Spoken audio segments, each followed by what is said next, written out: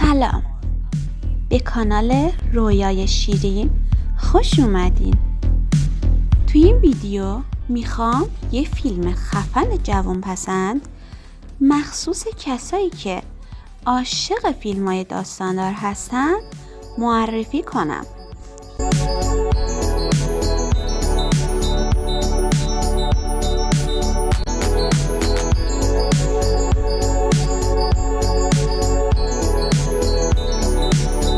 قبل از هر چیزی یکم از کاراکترهای فیلم بگم براتون.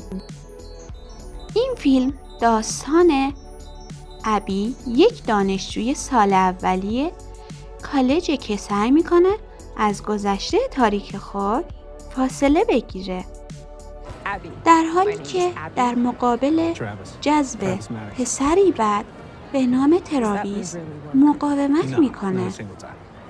همونطور که گفتم شخصیت مقابل ابی تراویسه.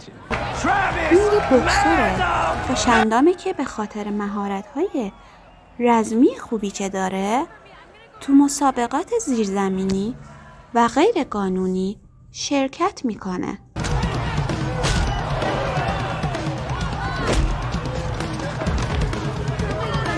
داستان از جایی شروع میشه که ابی دختر یه پوکرباز از شهر خودش یعنی لاس وگاس فرار میکنه و میره به ساکرامنتو برای تحصیل در کالج و شروع یه زندگی تمیز و بدون دردسر.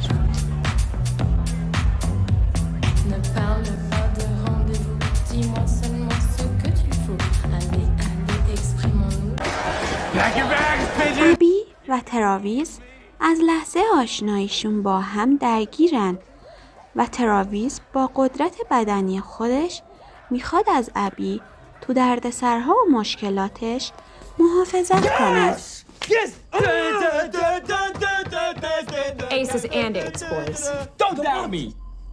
ابی بدون اینکه خودش متوجه بشه مورد سوء استفاده مالی پدرش قرار میگیره و برمیگرده وگاس.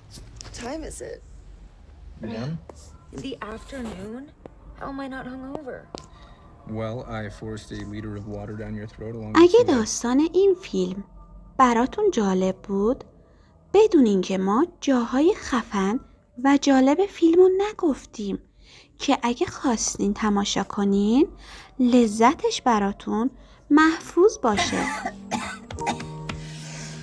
I think I'm done.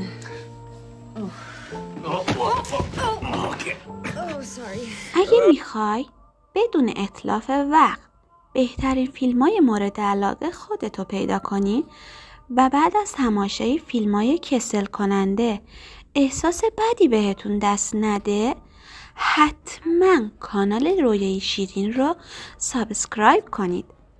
مرسی از اینکه تا پایان ویدیو با ما همراه بودین. رویاها و واقعیت‌های شیرینی براتون آرزومندیم. No, that was not a smile. That was actually a condescending chuckle. Yeah.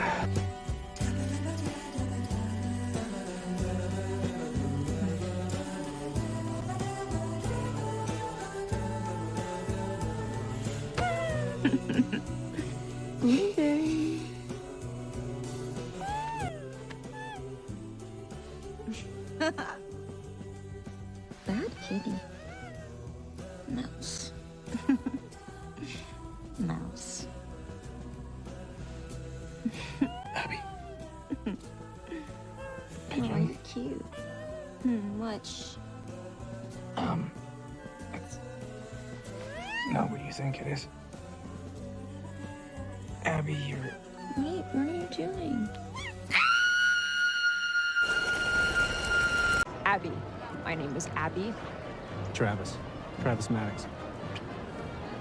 Does that move really work? No, not a single time. But it is sincere. You're not my type. I'm everybody's type. See, I got you.